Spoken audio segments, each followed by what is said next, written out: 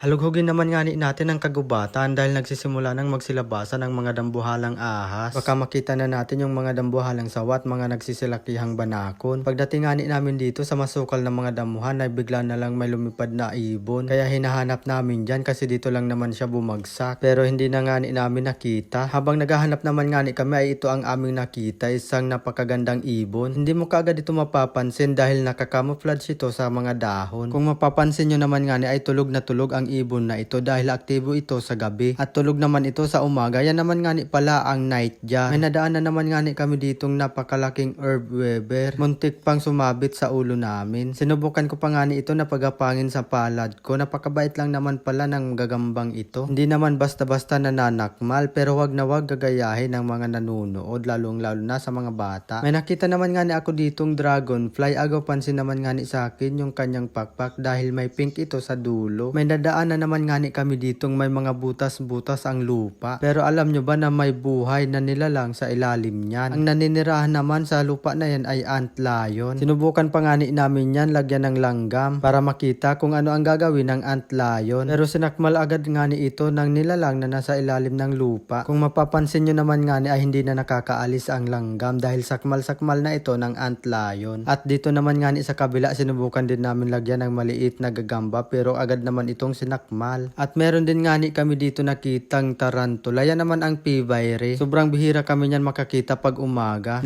Problema pa nga kami dito sa nadaanan naming tulay. Dahil kailangan mo pa umakyat dyan sa puno para makatawid ka dito sa ilog. Paano na lang yung mga hindi marunong umakyat sa puno? Tapos malalim pa yung tubig. Napakalakas talaga ng trip ng gumawa ng tulay na ito pero hindi yan hadlang kay Kim. Gusto niya talaga ma-experience ang pagtawid sa mataas na tulay na yan kaya umakyat ka agad siya dyan. Pero kami dito na lang sa baba dumaan. Nakakatakot kasi dumaan doon sa tulay parang mapuputol na. Pero ayun yung kasama natin nakatawid na. At dito naman nga sa unahan nakakita naman kami ng medyo kakaibang herb weber. Sobrang itim ng kanyang katawan. At medyo matapang nga ang gagamba na ito dahil nagalaw ko lang yung kanyang sapot ay pumunta kaagad sa aking kamay. Parang ready nga siya dyan manakmal. At itong isang maliit na insekto nga ay hindi mo kaagad siya mapapansin dahil nakakamouflage siya dyan sa sanga. Yan yata yung longhorn beetle. At dito naman nga sa unahan nakakita ko ng sapot ng gagamba kaya sinubukan ko itong hanapin. Pero nandito lang pala siya sa dulo ng kanyang sapot. Napakasolid naman nga ng gagambang ito dahil ito ay tatuan. Pero tinatawag ito ng iba na markahan. Ito naman nga yung kanyang itsura. Ang iba nito ay numero 1 ang marka sa likod. At kung gusto mo naman nga makakita ng mga wild na orchids, gumala ka lang sa kagubatan. Marami kang makikita katulad na lang ng isang ito. Malapit nang mamulaklak. Nakakita din nga ako dito ng St. Andrew Cross Spider pero tinatawag yan ng iba na gagambang X.